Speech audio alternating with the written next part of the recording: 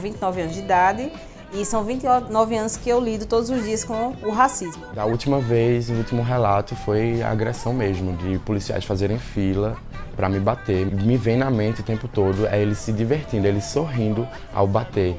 Como mãe, sofri, mas briguei muito também para adquirir os direitos deles. Ser negro no Brasil é se deparar todo momento com os resquícios da escravidão. E para que a gente compreenda esse presente, precisamos revisitar o passado. A história, né, da escravização do ser humano negro, ela se dá início prioristicamente na África, né? Esses africanos foram arrancados brutalmente da sua terra para ajudarem na colonização, né, de outros países, né? Então, eram trazidos de modo brutal nos navios negreiros. Eles chegam até, no nosso caso, ao Brasil, e aqui no Brasil inicia, né, um processo de trabalho escravo. A história da escravidão no Brasil é vinculada à história de Pernambuco. Sendo um dos principais centros da produção açucareira, o estado foi um forte núcleo do trabalho escravo. O Porto do Recife foi um dos maiores locais de desembarque do tráfico de africanos escravizados. Todos eles eram direcionados às cidades de todo o estado, inclusive Caruaru. A história que é contada é a história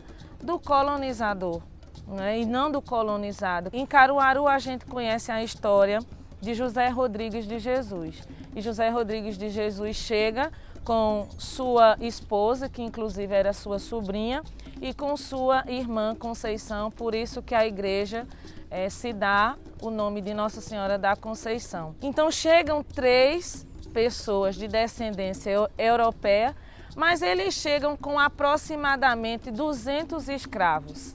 E dali inicia a fundação de Caruaru. Então, quem de fato construiu as casas, quem de fato construiu as fazendas, as igrejas de Caruaru? Provavelmente, né, essa mão de obra negra. Essa é a Rua Duque de Caxias, aqui em Caruaru. Atualmente o local conta com várias lojas e é uma área forte do comércio da cidade. Mas o que muita gente não sabe é que antigamente a rua era conhecida como Angolinha. Era nesse trecho de Caruaru que os negros escravizados se concentravam. A Rua Angolinha, segundo registros históricos, foi a rua em que escondia, não é, em que acolhia, né?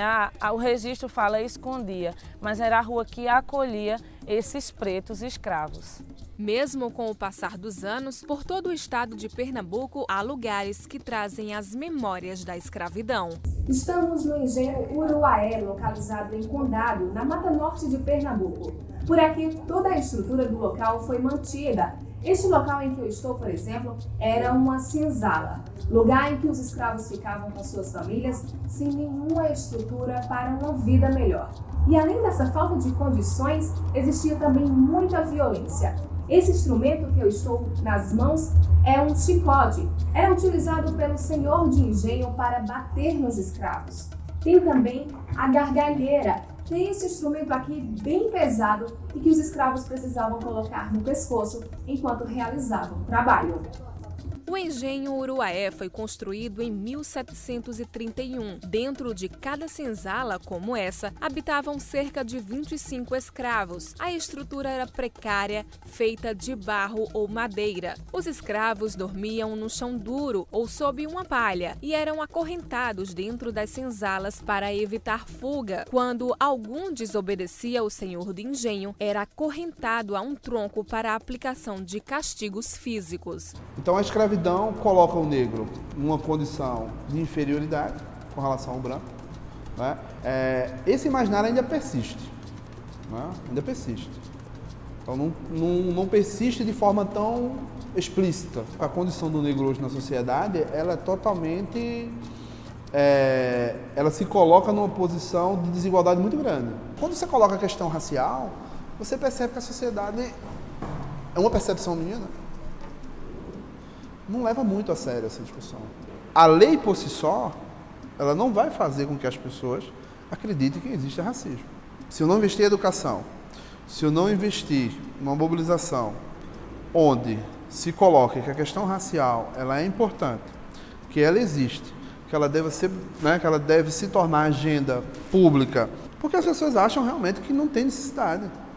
O racismo não tira férias, assim. As pessoas não entendem, e se a gente falar e conversar, elas vão continuar sem entender. Então a gente vai ter que gritar mesmo para se fazer ouvir. No próximo episódio, você vai conhecer relatos de pessoas negras que sofreram os mais diversos tipos de racismo, violências físicas e psicológicas que deixam marcas para o resto da vida.